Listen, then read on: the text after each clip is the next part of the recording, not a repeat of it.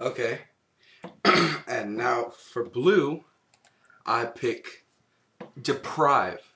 2 blue as an additional cost to cast Deprive Return a land you control to owner's hand and counter target spell. The reason I picked this card is because it's just amazing. It's 2 blue to counter anything. Not if it's a creature or it's a fucking spell or make them pay 2 more or whatever. It's not overcosted. It's plain simple. Pay 2, return land. Return a tap land. In fact, return a tap land and play it again that turn.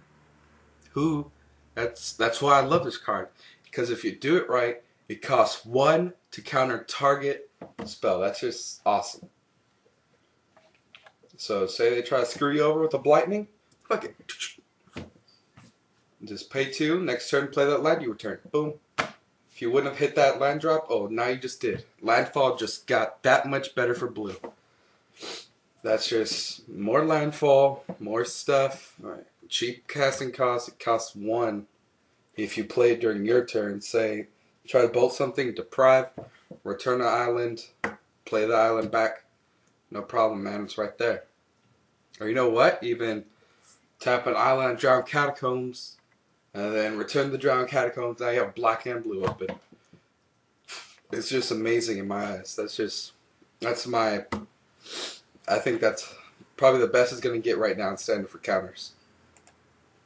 And now for green, I pick, since myself, I'm a big Jund player.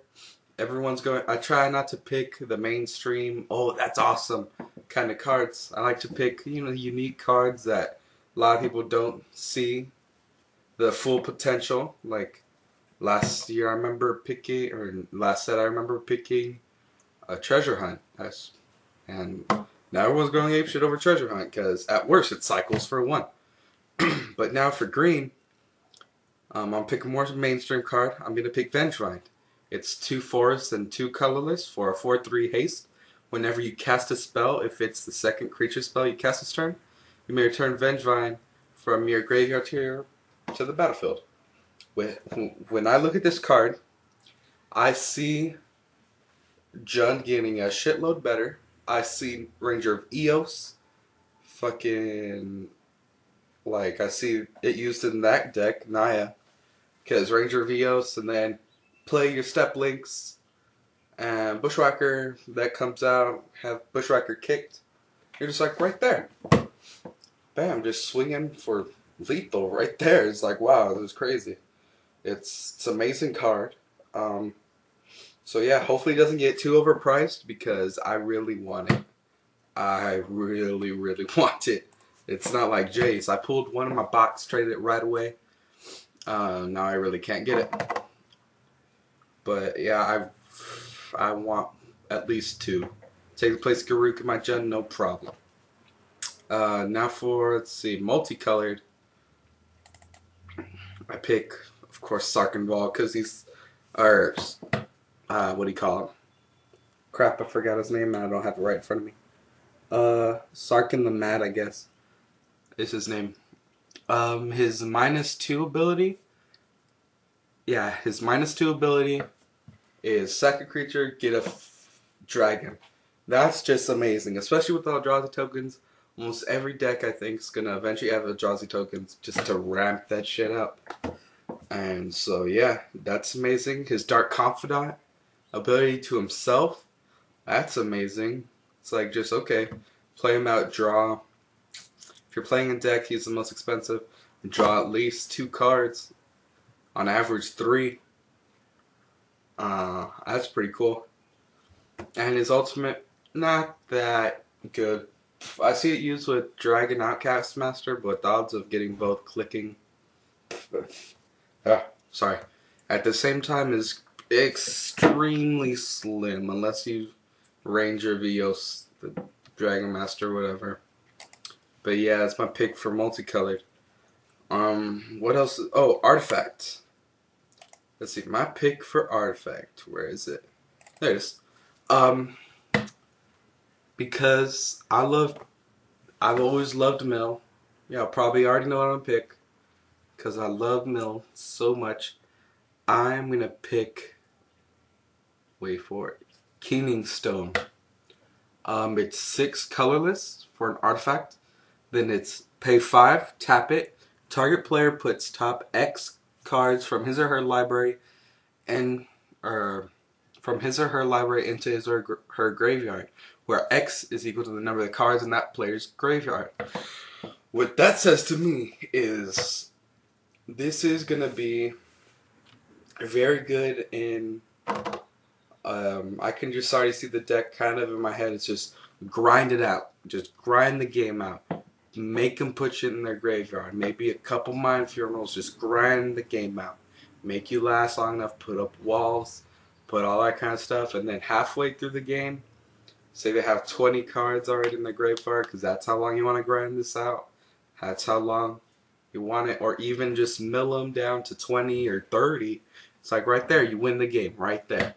Just make them put the whole library into the graveyard. That's all you want to do is just grind it out. And I see this card really working. It's slightly overcosted, but with Eldrazi tokens, it can be Eldrazi spawns. I could see it getting ramped out like turn 3 and then something. Not turn 3, turn 4 or something. I'm not 100% on the number of ramps. I really didn't look on that because, to tell you the truth, fuck Eldrazi. Just fuck them. Fuck them. They're retarded. They're really powerful. Way OP'd.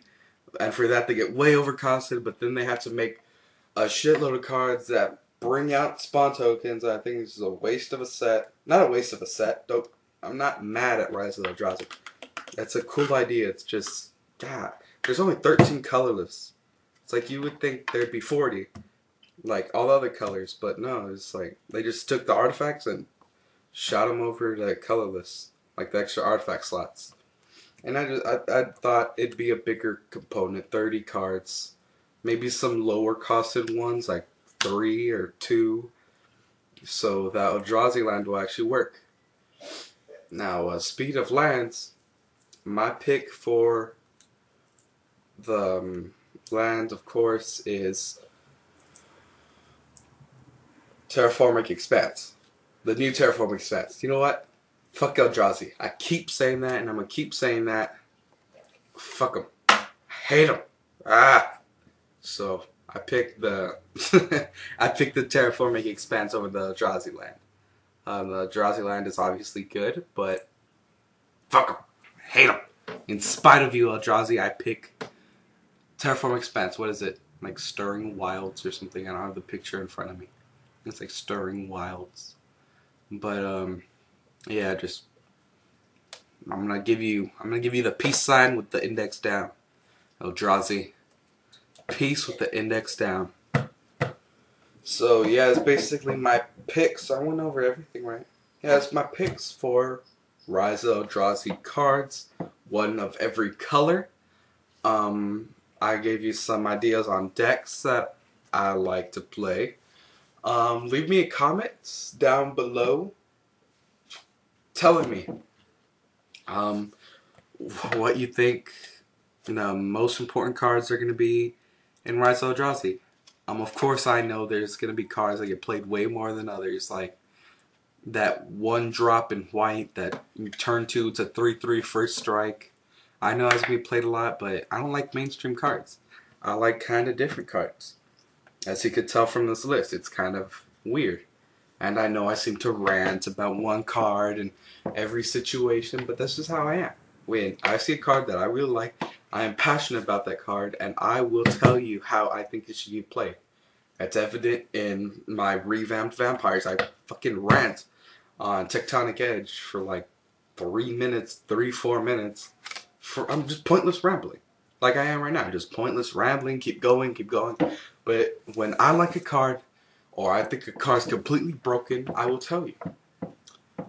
So yeah, that's basically it with my picks for Eldrazi. Or Rise of Eldrazi, hopefully. I am praying to Jesus that my mother will take me to the pre-release, because I don't have a car yet. I get my car in a month and a half, And yeah, I do not have it yet, so I'm gonna have to do some extra work and whatever for her to take the time out of her day to take me on Sunday. So that's basically it. The Fat Kid here. Rate, oh my god, rate again. Comment, subscribe, do whatever you want to do. Troll the shit out of me if you want me. Unlike me, I'm putting what I want to say out there. See ya.